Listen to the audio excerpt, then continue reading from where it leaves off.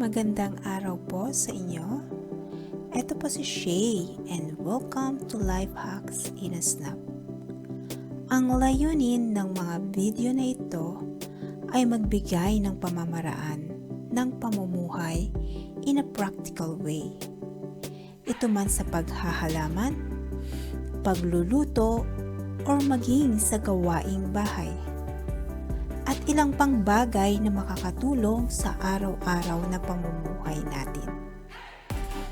Para sa ilang ideas o tips na nais ninyo, mag-subscribe po kayo sa aking YouTube channel, i-click ang bell para lagi kayong updated sa mga bagong videos na aking ilalabas. At mag-follow na rin po kayo sa aking Facebook page. Ngayon naman po ay magta-try tayo ng fried chicken using air fryer. Yes, magpa-fried chicken tayo gamit ang air fryer. At ito ay posible dahil it will come out na mas ma-crispy at ma-juicy pa. Of course, with the less fat. Dahil di naman natin siya i-deep fry sa mantika. Halika, samahan niyo ako, i-try natin mag-fry ng chicken gamit ang air fryer. I already marinate the chicken with the combinations of flour, salt, pepper, and egg. Gagamit din tayo ng breadings for the coating. So may ilang recipe sa aking palagay na hindi makaangkop sa pagluluto gamit ang air fryer. Pero itong ating fried chicken, naluluto talaga ng maayos kasi ang ating chicken lalabas na crispy and brown. Tiyak sulit itong subukan. So need lang natin hatiin ang pagluluto. Huwag po natin ilagay lahat para balance po ang pag-distribute ng init. So nag-preheat na rin ako ng nasa 200 degrees Celsius. Sa paglagay sa air fryer, yung skin side down muna. Pag finish ng cooking naman, yung skin side up naman para sa crispy chicken skin. Huwag po natin punuin ang air fryer basket, i-place lamang in a single layer. A few moments later. Balik na rin upang maluto naman ang kabilang side. Tiyakin na hindi magdikit ang mga ito sa isa't isa. Kailangan kasi mag-circulate yung mainit na hangin sa paligid nito. So, iset aside natin yung naluto na at i-remain yung hindi pa. Mostly kasi iba yung time nagluto sa wings, sa thigh, at legs. Kaya medyo naiiwan yung thigh or hita kasi mas mahal siya.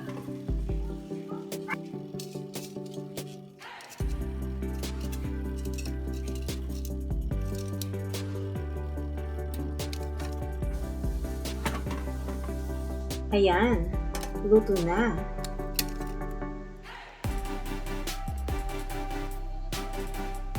So, let us check naman kung luto na rin hanggang loob ang ating chicken. So, makikita na naghihiwalay talaga yung luto sa naman. And it is crisp. Now, let's do the second batch. Ito naman ay ulam namin sa gabi. Same process, lagyan ng breading ang bawat piraso.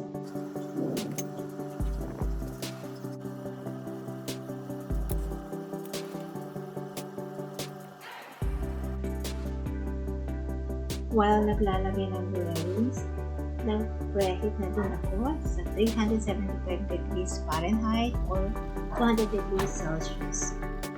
Ilagay na po natin ang chicken, side down to yung skin. Later naman, pag finishing, yung skin naman ay side up. Tiyakin muli na di magdikit upang mag-circulate yung hot air sa pilit nito. A few moments later.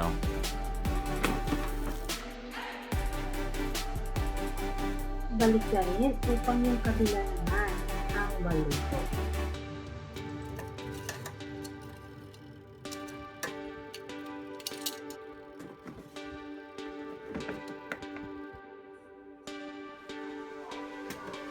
check natin, time to time. Okay lang, nabuksan para check natin.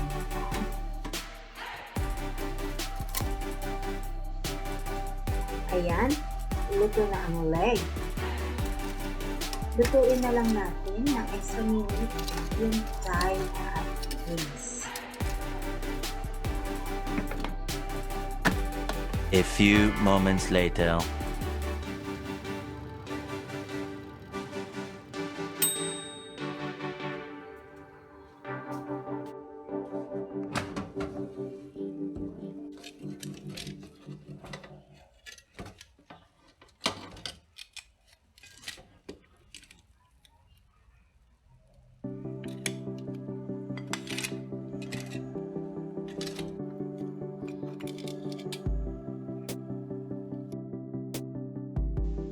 My second batch ng fried chicken.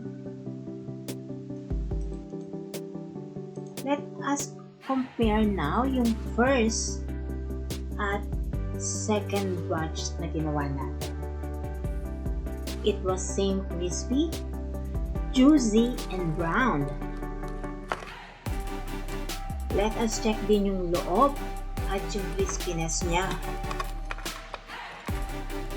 Okay din po ang crispy until sa loob ay luto.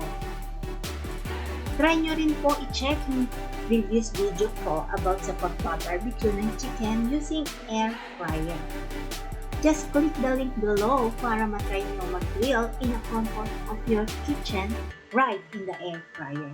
Yes, I use air fryer instead yung traditional na pag-grill sa labas ng bahay. Sa tingin nyo, very helpful po ito. I-click yung like button at kung may katanungan kayo, pwede po kayo mag-mensahe sa ibaba at susubukan din po namin sagutin isa-isa. Please subscribe on my YouTube channel at mag-follow na rin po kayo sa aking Facebook page. Magandang araw!